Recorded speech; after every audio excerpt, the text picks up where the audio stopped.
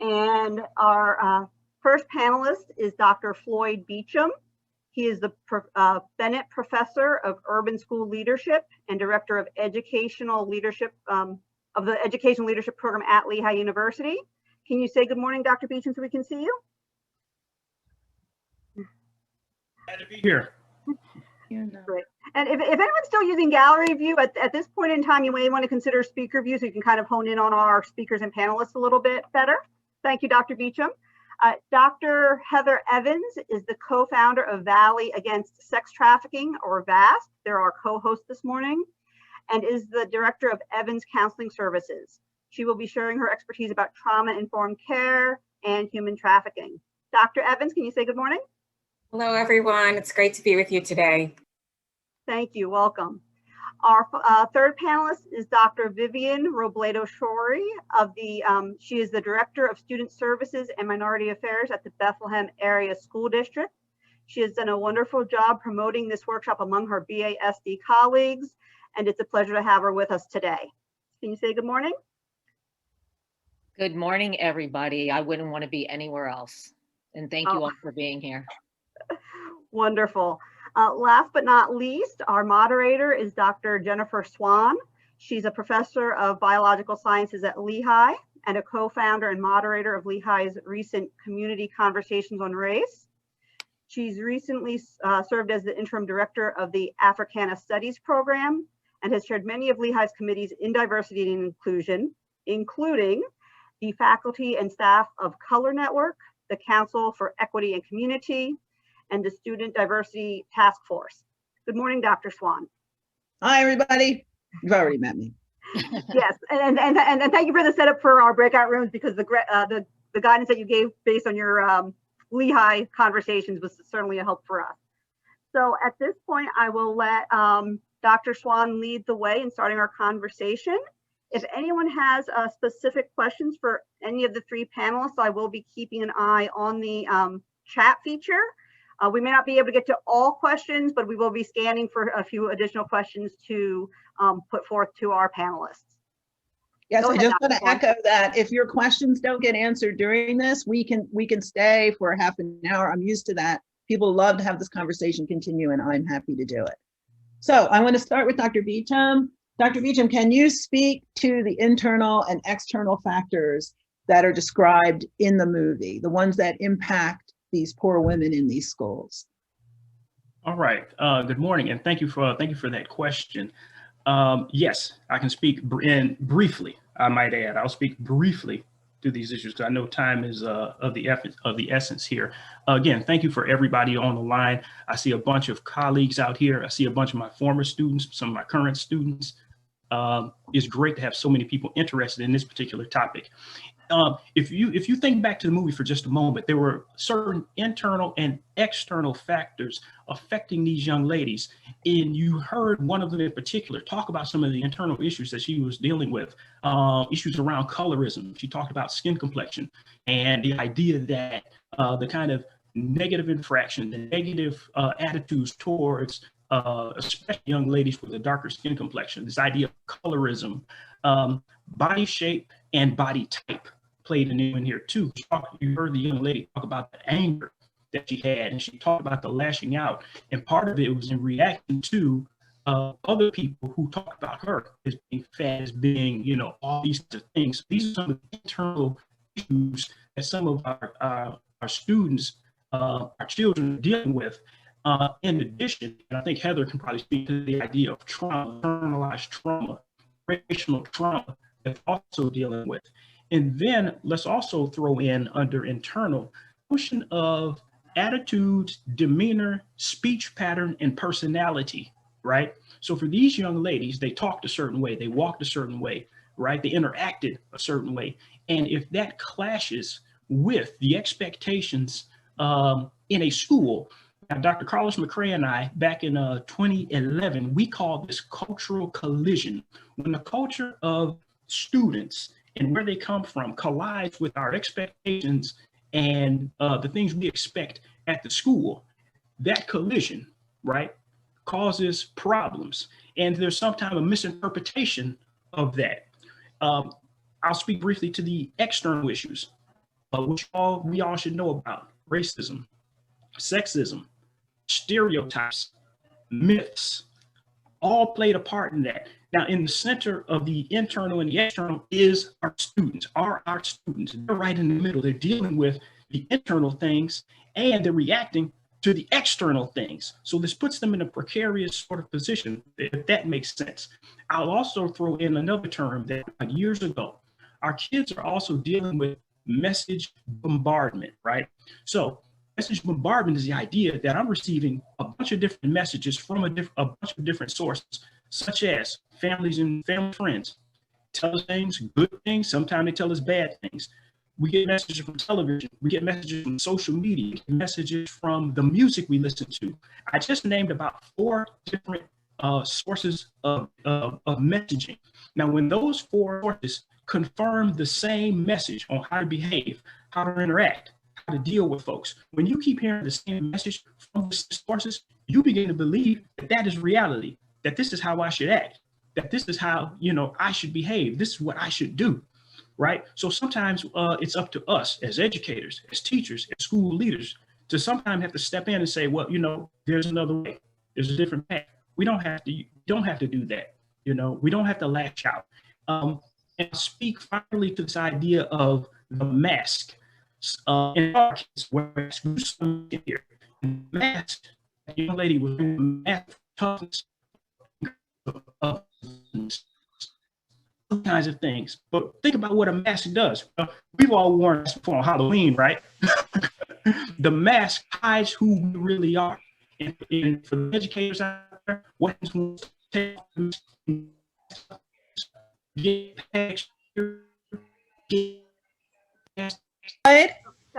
Beachum, I think your bandwidth might be a little less than optimal right now.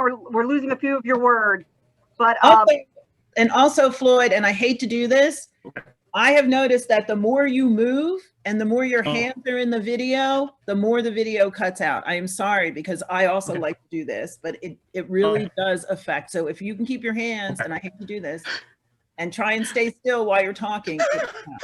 I'm sorry. Sorry, Dr. Beachum. For my students out there, I get a little excited. So let me calm down, and I'll close with this. The mask a bunch of different things. Here's some ideas for educators. Think about this. Our students need high expectations for all students. We know that. They need exposure to different ideas, right? To different realities, and they need access.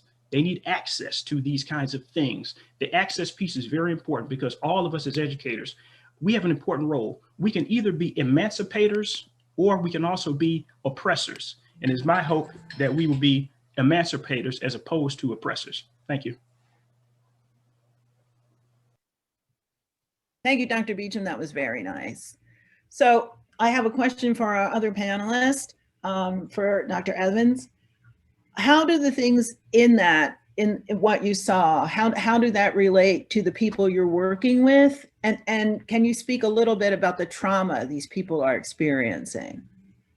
Yeah, Dr. Beachum just laid such a good foundation for us to understand what's going on internally and externally. And so there, of course, is a response to that. There's a physiological, emotional, relational, spiritual, societal response to that, from the personal trauma they're experiencing, the generational and historical trauma that they're experiencing.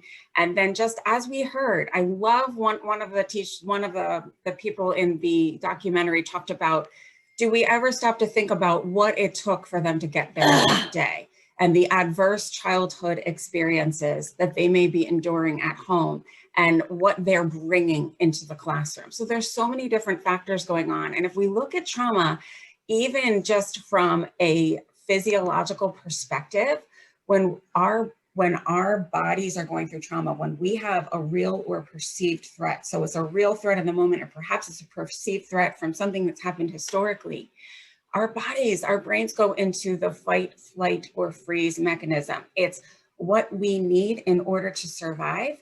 But when our bodies go into the fight, flight, or freeze mechanism, literally the amygdala, our brain's alarm system, hijacks the rest of our brain. That means it hijacks the prefrontal cortex. It hijacks the parts of our brain that we need for decision-making, organization, judgment, and I might add, adding in new information, being able to learn, being able to be creative, being open-minded, all of the things we actually need in order to develop and in order to learn in an academic setting. That is something we need to keep in mind as educators, is what's going on even physiologically if they have experienced trauma, if they are experiencing trauma, and then considering all these societal factors that are going into play in terms of stereotypes and misunderstanding and all of that. So we need to look at how, if we're going to have trauma-informed classes, that we have these glasses and these lenses in which we see the behaviors that are brought into the classroom. To have a trauma-informed perspective, SAMSHA is an organization, SAMHSA, stands for Substance Abuse Mental Health Administration. They talk about trauma-informed perspective being able to provide safety, trustworthiness and transparency, peer support and mutual self-help, collaboration and mutuality, empowerment, voice and choice, cultural, historical, and gender issues. It means having these lenses through which we're seeing behaviors, and rather than saying, what's wrong with you? We're saying there's a reason for this, and we're looking at them from a perspective of what they've been through, what's going on contextually, what's going on societally, historically, and what they need in order to be able to learn. They need help with that, those trauma responses. They need something different than just a punitive response. So, you know, that's something to keep in mind. And then of course we have, from my perspective of working with trafficking survivors, trafficking victims in the USA are disproportionately Black girls and women. And then disproportionately individuals who are being trafficked are incarcerated for trafficking. And we need to look at that as well, that whatever it is that they might be enduring in terms of the trauma, in terms of their context, makes them vulnerable to additional victimization and exploitation. This is, now, I think that I look at this from a community perspective. Educators, your job is to teach, and I think we need to look at how do we help our students be in a place where their brains and their hearts and minds are present and ready and able to take in new information, but it can't be on educators alone. It's a societal response that's necessary to protect the vulnerabilities of our young people. Thank you. That was wonderful. So I have a question for our last speaker, Dr. Robledo. How do you see the school district in which you work? How do you see the events that played out in the film we just watched occurring in the school district, and what would you like to say about that? Good morning. Wow, you gave me a heavy one. You hit me hard there, Jennifer. So, so I would be amiss to say that our discipline is not disproportionately of color. I was not able to dig into what that looks like for just Black girls, but I do want to say that we've had our concerns as I see the students that reach a higher level of discipline, right? So I'm the director of student services. So when students reach a point of committing an infraction that may lead to an expulsion hearing, which is removal from school for more than 10 days, or a potential placement, I do see more boys, but I have seen students of color in that group. So it is disheartening. We are looking at ways that we can support and train teachers in their classrooms so that they're able to work with students. Because what we also see in many senses, when I read referrals, that there's a lot of subjectivity, right? When I do trainings, we always talk about our identities and what that means for us and how that creates who we are, our experiences and growing up. And when we come up against someone whose identities and experiences are different, how do we react to that? Do we become punitive because it's not what we're used to? And we're talking about Black girls, right? So what does it mean to be a woman? What did we grow up learning it means to be female? What does it mean to be submissive or respectful as a girl and a woman? And when we see something that's different than that, we react in a way that is punitive. So we are always looking at ways to discuss that and do better. Once you know better, you have to do better. So we have work to do. We definitely have work to do. Our numbers have always been disproportionate and they have gone down. So we are working on that. But as a brown girl, and as our district is a higher number of Hispanic, Latinx, we have to look at that within this conversation. How is it the same as Black girls? How is it different? I heard Jamaica being called out. How is coming from the Caribbean, Puerto Rico, Dominican Republic? How does colorism play into this? Dr. Beachum mentioned that in his discussion, and I wrote down a quote from Lupita Nyong'o. Colorism is the daughter of racism. Colorism is the daughter of racism. So within colorism, we see how light-skinned Blacks, Latinos are treated different than dark-skins within our own families.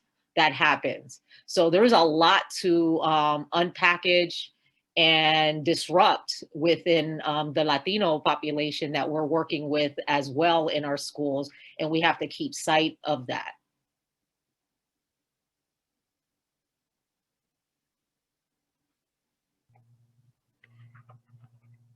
Thank you. So we have a lot of great comments coming through the chat, but not too many formal questions. But we do have one from an older white woman who's with us today, asking that she's a retired educator, but no longer, formally in the education community, and lives in a somewhat conservative neighborhood community. How can white folks and folks who are not directly in the education community anymore be an ally or be part of this conversation to improve things for marginalized girls of color? And I'm not sure, Jennifer, I'm not sure which panelists might want to take a swing at that, but maybe you can see who has something to say. Yes, who would like to address that question? Maybe Floyd? a little one-on-one on allyship. Yep, I'll take a shot at it. I would say this: part of it is joining in the conversation where you are, wherever you are, so to speak, because it's while we're talking about the school, this conversation happens everywhere. So let me put it this way: in those, some of the most critical conversations are not these conversations here, actually. They're the conversations when people of color are not in the room. Will you stand up and do the right thing, say the right thing to someone making that quote unquote off-color comment, right? In a private conversation or in a public setting where no people of color are around, but they're making that inappropriate joke or remark, right? So the allyship is just not in for settings like this. These settings are for, sort of our edification and education. The real fight might very well be in other settings where the social pressure is going to be on. Someone said it earlier when they were talking, the idea like in Brooklyn and in certain schools, when you have larger amounts of folks of color, then we have parity there. We have, there's certain things you can't say. There's certain things you can't necessarily do because there's going to be an immediate response reaction. But I wonder about those other kinds of conversations. So part of it is internal, doing the right thing, saying the right thing, being an ally in those situations and settings. And it's also external. So when you're out of those settings, you're connecting, you're still coming to stuff like this. You're still connecting with communities of color. You're still, doing outreach. So I think it's both and. So we need your voice and we need your space and we need your time here. And also in those other settings behind closed doors, on phone calls and, in places and spaces where people like me might not be able to reach, but people like you will be able to reach and can make a difference. I think Vivian wanted to respond to this. Yes. So most of our teachers are white females. So whatever you can do inside the classroom, you can take outside the classroom. So when I hear Dr. Beachum talk about being an ally and being in spaces that we're not in, we need those co-conspirators to be in that space, right? We need you to go be an ally and then jump into co-conspiracy, right? Get us into those places. Us Black and brown folk need to be pulled into those spaces. And when we're not in those spaces, you need to disrupt. Even if you don't know anything mind-blowing to say, that's not what we're talking about. That's not necessarily what's needed. We need interruption. What made you feel that way? Why do you think like that? That's not been my experience. Those are the type of things we need people to pause others in the moment so they stop and think about what they're saying and what they're doing. As I'm built by Bethlehem, I grew up here. First generation to move from the island of Puerto Rico to be born here and go to the school system here. It's never been short, this city has never been short of bias moments. I remember going to the local Woolworths and being followed around and things like that, but no one stepped in to disrupt that for me. Okay. If I had a moment, Dr. Beachum talked about Brockle. I went to Brockle, I went to Dunnigan, I went to Brockle, and then I went to Freedom, where the experience of being othered was amplified because there wasn't as many of us there. Very few moments of disruption when things were happening, especially when I, as a teenager wasn't sure of what it was until I got older and thought back. So if there's anything you can do as white women, white men, is interrupt and ask questions and make people pause in the moment to think about what they're saying. Well said. Thank you very much. And please remember, bystander intervention sounds easy, and it's not, because of community pressures, because of cultural pressures when you're speaking, but you have to try it and you have to keep trying to do it. And it's like a muscle that the more you flex it, the more you are able to use it. So it's tough in the beginning, but it gets easier and easier as you do it. And the one thing that I have learned is when you speak up, the other people in the room will then come sometimes to your aid. They just need someone to break the ice, and all you have to do is ask the question. You don't have to say anything. Say, can you explain what you meant by that? Or can you say more about what you just said? Or how did you get the information for that? Those kinds of questions allow other people to jump in. So it sounds harder than it is. It's not easy, but you can do it. Who else has a question? Oh, Dr. Swann, I don't have it here in front of me in the chat. I've lost it, but we did have a great question from a 4th grade teacher, presumably from Bethlehem, referring back to Dr. Beachum's earlier comment. She asked how she can be an emancipator and not an oppressor, and was asking for like a concrete example of what she might do in her 4th grade classroom that would kind of put her on that path to becoming an emancipator. Who would like to address that? Floyd? I think it was addressed to me, and this is actually, I think this is one of our Lehigh students, if I'm not mistaken. Oh. Jane, good to see you. Okay, if you saw the name in the chat, go ahead. Yep. So I put something in the chat there for you, but you asked for a concrete example. I'm going to give you a few. One is the idea of utilizing multicultural content, right? So students need to see themselves represented in the text, on the screen, in the room, right? So your content reflects your classroom, or reflects the changing United States. Secondly, I talked about equity pedagogy. Now, this is all the work of James Banks. This is some of the old multicultural education work. Equity pedagogy gets into the idea that as you're teaching, you're doing things like using diverse examples. For instance, if I'm teaching a class and all I'm doing is using golf examples, for instance, right? If I'm just using golf examples to explain everything or a lot of what I'm teaching, then I've just privileged, right? I've privileged only the people who have enough money, resources, social capital to play golf.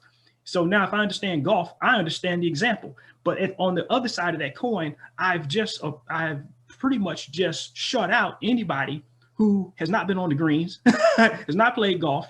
So some of this, it's content, it's how we teach. And the last thing was prejudice reduction. It's now what happens when students get into the conflict in your classrooms, right? So it's being able to step in and navigate and negotiate conflicts in the room, and not be afraid of those conversations. Because the other thing that happens is our teachers sometimes shy away. They shut down the conversation when the conversation can really be used as an opportunity for learning. We can learn, we can curve that conflict into a creative moment for learning. And if, and Jane, and like I said, we know you'd be a great teacher, right? So it's basically using what's happening in the room, even if it could be going in a negative way, but how do you turn that into a more positive direction? And then even outside of the classroom, when you run into it, because it may not be a student in your room, it may be another student. It may be something on the, on the playground, but how do you interrupt in ways, again, to make these kinds of situations become, as we say, meaning-making moments, right? Thank you for the question. I do want to point out that it is 11. And so those people that had just budgeted this much time, please feel free to leave. I am willing to stay until 12. I don't know if our speakers are, but if we can take more questions. But those people that really need to go, I hate when meetings run over. I personally do. So. Okay. Before anyone leaves our space, Denise from Lehigh, our background tech person, has just posted our evaluation form. Really important for us just to capture a little bit about how you heard about our workshop, what your background was, coming into see us today, and also some additional, feedback that we're asking so that we might be able to shape more programming for the future. I'd like to make a few concluding comments if folks do have another moment or two, and then if anybody wants to stay on the call and continue some conversations, we certainly can do that. So I want to thank Dr. Beachum, Dr. Robledo-Shorey, and Dr. Evans for being with us today as panelists. Dr. Swann, thank you so much for your moderation skills for our panel and the extra guidance for our breakout session. Apologies if this sounds like an Oscar acceptance speech, but I do have some other folks that I do want to thank before we dismiss for the day. Would love to thank Dr. Joseph Roy of the BASD for allowing us the opportunity to deliver this program as both a professional development opportunity and a public program for the Lehigh Valley and beyond. Definitely need to thank Catherine Kasich and Tashina Kabas of VAST for bringing the Pushout documentary to our attention well over a year ago, before the start of COVID, and recommitting to making it a virtual workshop for the community. So thank you both. Denise Campion of Lehigh U and my fabulous boss, Tawana Hatcher, have been behind the scenes and on screen a little bit throughout this program to help make things go. And finally, the YWCA's Empowerment and Justice Committee has provided excellent guidance in the past many months as our agency has worked to advance our racial justice mission this year through the new Community Voices series. I'm hoping that the conclusion of our workshop is not an end, but really a beginning for each of us to examine inequities, ponder possibilities, and build systems and support that can protect and empower young people, especially girls and women of color. At this time, if you can take a moment to click over to the Google evaluation form while everything is fresh on your mind this morning, we certainly appreciate any candid feedback that will help gauge our success today and plan for programming in the future.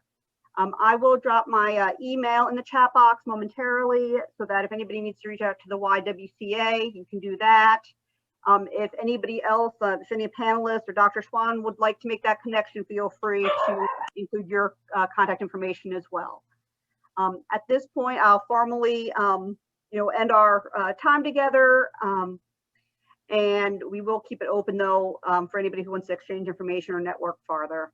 Thank you so much to everyone who's joined us, and please stay safe.